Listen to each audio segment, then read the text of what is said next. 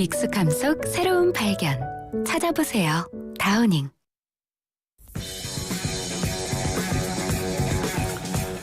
예, 신율의 뉴스 정면 승부 4부 시작하겠습니다. 오늘 4부 정면 인터뷰에서 만나볼 분은 국민의힘에서 정책위 의장을 맡고 계시죠. 김상훈 의원입니다. 지금 전화 연결돼 있습니다. 의장님 안녕하세요. 예, 안녕하세요. 예. 그거부터 여쭤볼까요? 이재명 대표 토론하자고 얘기를 했죠. 그래서 국민의힘 쪽에서도 그러면 하자. 근데 이제 이재명 대표가 당대표하고 원내대표하고 정책위의장 3명씩 해서 3대3, 3자씩 해서 총 6명의 토론하자 이렇게 하는 것 같은데 어떻게 보세요? 구승동 대표께서 거기에 대해 입장을 아마 표명하신 걸로 알고 있는데 저 단독 그 대담이 됐든 아니면 3대3 토론이 됐든 절차는 중요하지 않다고, 형식과 절차는 중요하지 않다고 보고 거기에 대해서는 국민의힘은 얼마든지 응할 준비가 되어 있습니다. 그래서 민주당이 명확한 입장만 표명해 준다면 그대로 진행을 해볼 생각입니다. 끝장 토론하자 그러죠 지금. 그죠? 국민의힘 쪽에서. 예? 끝장 토론이면 뭐 1박 2일 하는 겁니까? 어떻게 되는 겁니까? 그 끝장 토론이라는 그 전제에는 최근에 민주당이 입장을 너무 왔다 갔다 번복을 하는 것 같아요. 그 반도체법도 처음에는 수용할 듯 하다가 또 민노총 반대한다 그러니까 다시 또 거부를 하고 있고, 또 전 국민 소비 쿠폰 25만 원 안 해도 된다고 또 포기하겠다고 했다가 또 비슷한 예산 편성안을 제안을 하고, 연금도 마찬가지입니다. 연금도 자동 조정 장치 수용하겠다고 하다가 지금 조금 애매모호한 태도를 보이고 있어요. 그래서 그 끝장 토론에는 민주당의 명확한 입장 표명이 있어야 된다. 계속 민노총 또 우리 한국노총 양대 노총의 입장만을 추종해서 자꾸 그 원래의 주장을 번복하는 그런 모습을 국민들께 보여드리면 안 된다라는 그런 생각을 갖고 있습니다. 예. 그 여야정 협의체도 이거 결국 결론 못 냈죠? 우선 언론에서 평가하기로는 큰 성과가 없었던 국정협의회가 아닌가라는 이제 평가를 하고 있는데, 그나마 이제 연금 법 안에 자동 조정 장치에 대해서 이재명 대표가 수용의 뜻을 표명을 했고, 그다음 반도체법은 결과적으로는 양대 노총이 반대한다 그래서 그때도 좀 거부의 뜻을 밝혔지만, 추경에 대해서는 원칙적으로 큰 방향을 이제 설정해놨기 때문에 민생을 챙기는 추경, 그다음 AI와 같은 미래 산업을 지원하는 추경, 그럼 이제 트럼프 신행정부의 주범에 따른 통상 지원, 이런 쪽의 방향을 정했기 때문에 성과가 전무하다라고는 이야기할 수는 없겠죠. 예. 그리고 아까 그 이재명 대표의 25만 원 민생회복 소비 쿠폰 잠깐 말씀하셨는데, 한국갤럽이 지난 18일부터 20일까지 전국 18세 이상 1,002명을 대상으로 실시한 전화 면접 여론조사를 보면, 이것도 물론 중앙선거 여론조사 심의위원회 홈페이지를 참조하시면 되는데, 이거 보면 지급해서는 안 된다고 55%예요. 이 정도면 상당히 높은 거거든요. 어떻게 평가하십니까? 그렇겠죠. 이제 이재명 대표가 상속 세율 인하는 반대 입장을 표명을 했어요. 초부자들에게 왜 세금 깎아주느냐, 이제 이런 이야기를 하면서 또 초부자들이 포함된 아주 상류층 소득층이 포함된 전 국민 25만 원 민생회복 소비 쿠폰이라 그러니까 이거는 또 너무나 그 대선을 염두에 둔 포퓰리즘적인 어떤 그런 발상 아닌가, 그렇게 생각을 하고 있습니다. 아까 말씀드렸듯이 또 전국민 25만 원 민생 지원금은 포기했다가 다시 이제 추경안에 슬그머니 이걸 넣자고 지금 이제 제안을 하고 있는데, 아마 예산 당국도 마찬가지겠지만 국민의힘 입장에서는 더 어려운 분들에게 더 많은 도움을 줄 수 있는 그런 예산 편성이 돼야 되지 않겠나, 그렇게 생각을 하고 있습니다. 근데 이거 물론 우리 김상훈 정책위 의장께서는 굉장히 노력을 기울이고 계시다라는 거 제가 잘 아는데, 그런데 이게 민주당에서 자꾸 정책적 아젠다를 선점하는 것 아니냐, 이런 얘기가 나오는데 어떻게 평가하세요? 새로운 정책을 민주당에서 내놓는 게 아니고 예. 기존에 거론되고 있는 그 정책 중에 이제 초이스를 해서 내놓는 건데 현재까지는 국민의힘은 뭐 탄핵과 관련된 과정도 신경을 써야 되고 또 최근에 거론되고 있는 여러 가지 의제들이 있지 않겠습니까? 뭐 반도체법 등등도 있을 테고 트럼프 신행정부에 대한 대응도 있을 테고 한데 민주당은 오로지 이제 대선을 염두에 둔 어떤 그런 로드맵 행보만 하다 보니까 뭐 우리 이제 국민들께서 보시기에는 좀 선점당하는 어떤 그런 이미지도 있겠습니다만은 국민의힘도 이제부터는 좀 국민들께 재정적으로 지원할 수 있는 어떤 그런 카드를 이제 슬슬 좀 보따리를 풀려고 하고 있어요. 오늘 권영세 비대위원장이 그 우리 소상공인들 1억 400만 원 이하 매출의 소상공인들에 대해서는 1인당 100만 원씩 또 전기, 가스, 수도와 같은 에너지 공과금 그다음에 이제 보험금 등을 포함해서 1인당 100만 원씩 지급하는 안을 정부와 협의하겠다고 이제 밝혔는데 앞으로 이제 이런 안들을 좀 우리도 그 국민들께 좀 선을 보여야 되겠다 이렇게 판단하고 있습니다. 조기 대선 준비하는 거라고 이해해도 되겠습니까? 그래서 이제 이게 뭐 지금 이제 집권 여당 입장에서 조기 대선이라고 언급하기는 조금 그 이런 감이 있고 아직까지 결과가 나오지 않았기 때문에 다만 요즘 전반적으로 경기가 장기간 침체되다 보니까 그 많은 국민들 특히 소상공인들께서 어려움을 겪고 계세요. 그래서 민생 소비 진작, 민생 회복 차원에서 정부 측과 정책 어젠다를 발굴하고 또 논의하는 그런 과정이라고 봐주시면 되겠습니다. 이제 뭐 내일이면 다 끝나죠. 탄핵 심판 절차는요, 그죠? 예, 예. 어떻게 평가하십니까?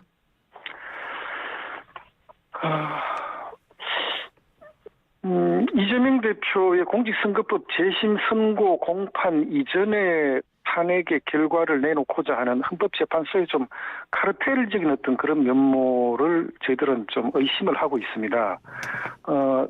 우리 국내 최고 헌법학자인 허영 교수께서도 대통령 탄핵의 그 내란죄를 철회한다든지 또 한덕수 대통령 권한대행 탄핵 의결 정족수 문제 즉시 각하시키지 않은 것, 또 논란이 됐던 마은혁 그 우리 재판관 임명 문제 때문에 권한쟁의 심판을 우리 국민의힘이 청구를 했는데 오히려 마은혁 임명에 대한 권한쟁의를 또 헌재가 그 결정을 했어요. 그리고 무엇보다도 우리법연구회가 전체 대한민국 판사의 한 10% 안쪽인데 현재 8명의 헌법재판관 중에 3명이 그 우리법연구회 출신입니다. 그래서 너무 우리법연구회 소위 말하면 좀 편향된 이런 이념적 재판관들이 헌법재판소에 너무 과다대표되어 있는 게 아닌가. 이게 결과적으로 헌법재판소의 결정에 국민들께서 신뢰하지 못하는 어떤 그런 빌미를 제공할 것이다. 그렇게 생각을 하고 있습니다. 그런데 그 부분이 굉장히 중요한 게 만약 신뢰를 하지 않는다고 가정했을 때에는 더 큰 논란이 발생할 가능성은 없다고 보세요?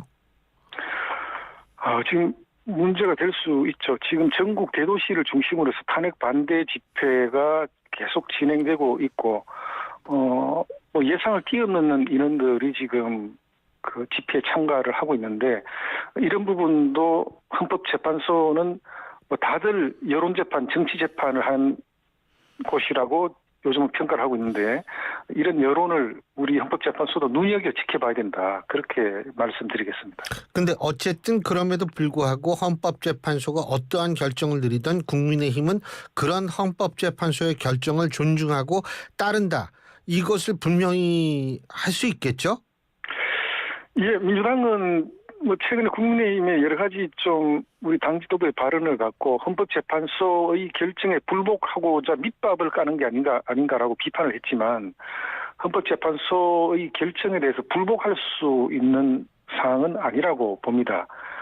다만 결과가 절차를 정당화할 수 없듯이 헌법재판소가 윤석열 대통령 탄핵 심판을 이끌어가는 과정에 너무나 편향적이고 불공정한 어떤 그런 절차가 진행되고 있다는 점은 다시 한번 지적을 하고 또 이 부분은 우리가 앞으로도 계속 되짚을 것이다 이렇게 말씀드립니다. 그러니까 그거는 결국 결과는 수용하겠다. 결과는 그죠? 수용할 하지만 수밖에 없겠죠. 예. 과정이라는 데에서 문제 제기는 계속하겠다. 이렇게 이해도 되겠습니까? 그렇습니다. 헌법재판소는 어떻게 보면 우리 대한민국 사법부의 최후의 보루인데 헌법재판소가 이런 과정을 거쳐서 결정을 내리는 거는 정말 헌재의 존재 가치 자체를 불식시키는 게 아닌가라는 생각이 들고 예. 결과는 존중하겠지만 이 과정에 대해서 헌재가 국민들의 평가에 더욱더 좀 허심탄회하게 그렇게 나서야 된다 이렇게 봅니다. 지금 일각에서는 민주당이 말해요. 원래 대선은 진영 대결적 성격이 강하잖아요. 그죠? 네. 근데 그 진영 대결이라는 그런 기존의 대선의 선거 구도를 좀 바꾸고 싶어 한다.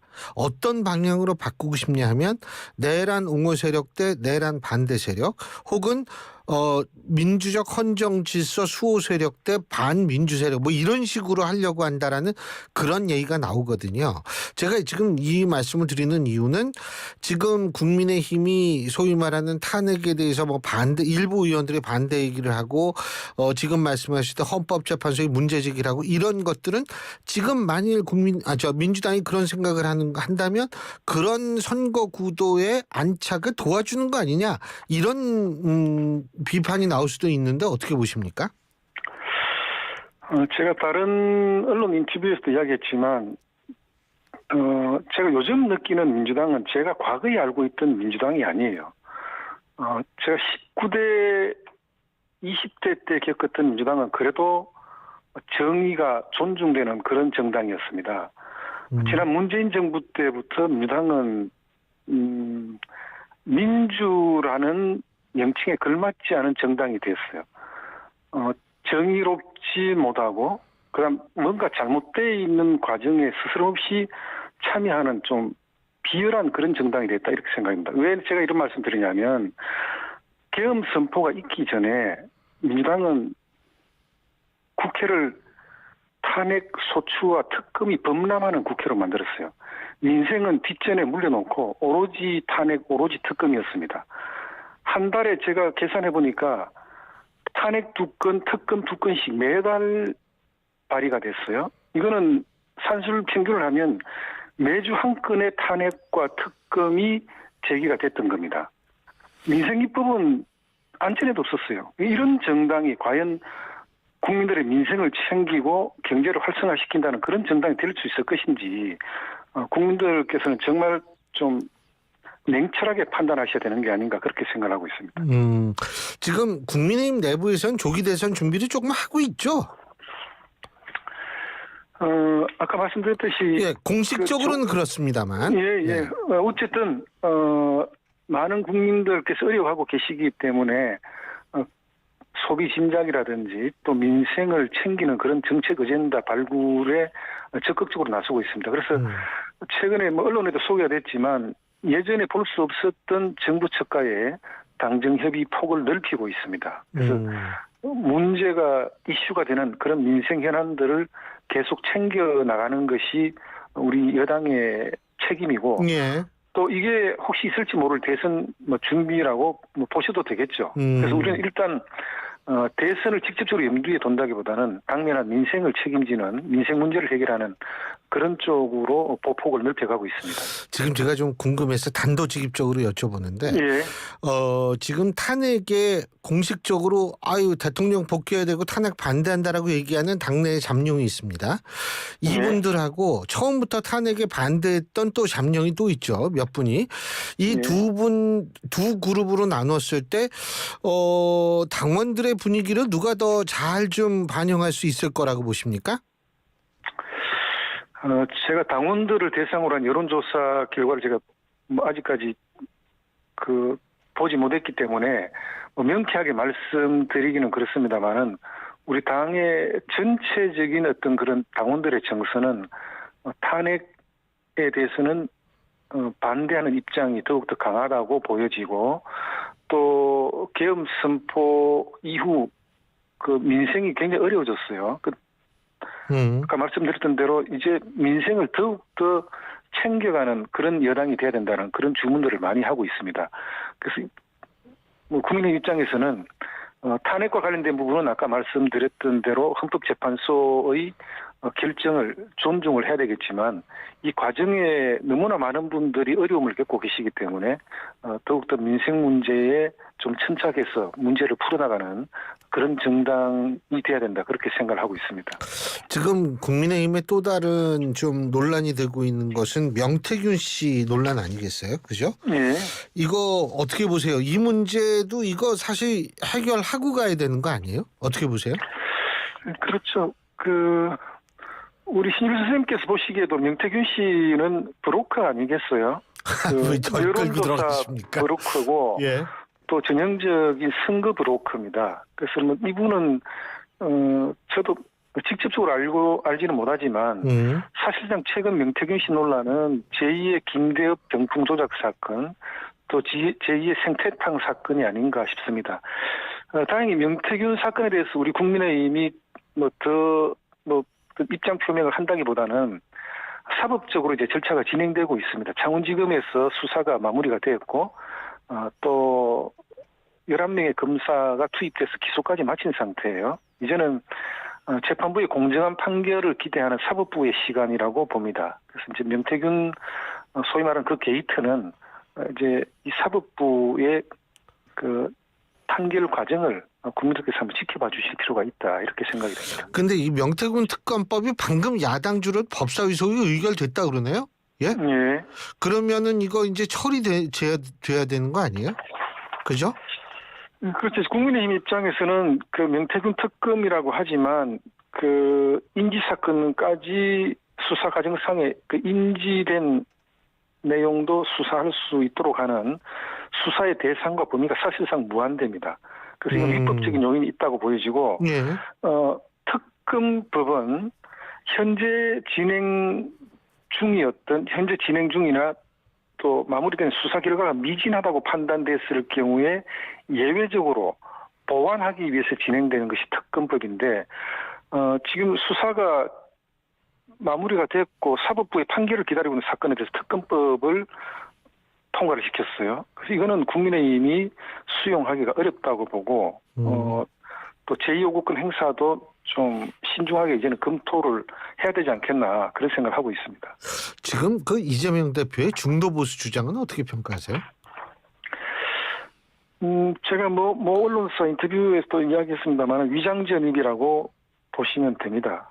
그 중도 보수라고 논하려면 우리 재정적인 어려움을 해결하기 위해서 재정준칙을 우리가 요구를 했고 중대재해처벌법의 개정을 요구를 했고 그다음에 또 우리 너무나 요즘 이슈가 됐던 반도체법상에 52시간 예외를 적용하는 R&D 분야 예외를 적용하는 이런 요구도 흔쾌히 받아들여져야 그게 중도 보수라고 이야기할 수 있는 거지 대한민국 경제를 염려해서 이런 제안을 양대 노총이 반대하기 때문에 수용할 수 없다고 하는 사람이 과연 그 정당이 중도 보수라고 보십니까? 저는 그렇지 않습니다. 예. 한동훈 전 대표 정계 복귀는 어떻게 평가하십니까? 저는 정치는 그 원인과 결과에 대해서 모든 게 본인 몫이다라고 봐요. 그래서 이제 한동훈 대표는 여전히 우리 국민의힘에 또 대한민국의 훌륭한 정치적 자산이라고 봅니다. 다만 뭐 아시다시피 사임 과정에 또 많은 분들께서 좀 당혹감을 느끼셨고 그중에는 또 실망하신 분들도 계실 텐데 그런 정서를 회복하는 노력도 한 대표의 몫이고 아마 이제 대선 로드맵의 방점을 지키기 위해서 복귀하시는 게 아닌가 싶은데 그거는 국민들의 판단, 우리 당원들의 판단에 달려 있다 그렇게 생각을 합니다. 그러니까 국민들의 판단, 당원들의 판단인데 사실은 지금 탄핵 찬성 여론이 아까 말씀드렸던 제가 2부에서 말씀드렸던 한국갤럽 여론조사요. 네. 좀 전에도 말씀드렸는데 여기 60% 나왔거든요. 네. 그러면은 한동훈 대표의 지금 스탠스는 그런 국민 여론엔 잘 맞추는 것이다 이렇게 평가할 수 있는 건 아닌가요? 어떻게 보십니까? 아마 대선 경선을 한다면 예. 경선 룰은 이제 일반 여론 50%, 당원 여론 50%가 될 것 같아요. 예. 근데 아쉽게도 이제 한동훈 대표께서는 사임 과정에 굉장히 좀 당원들의 민심 위반 현상도 본인이 경험을 하셨을 테고, 예. 그건 현재 이제 지속되고 있는 상황입니다. 그래서 그래서 이 부분을 한동훈 어떻게 대표가 극복하느냐. 극복을 하는 그 중대한 그 고비 과제가 남아 있다 이렇게 생각합니다. 예, 잘 알겠습니다.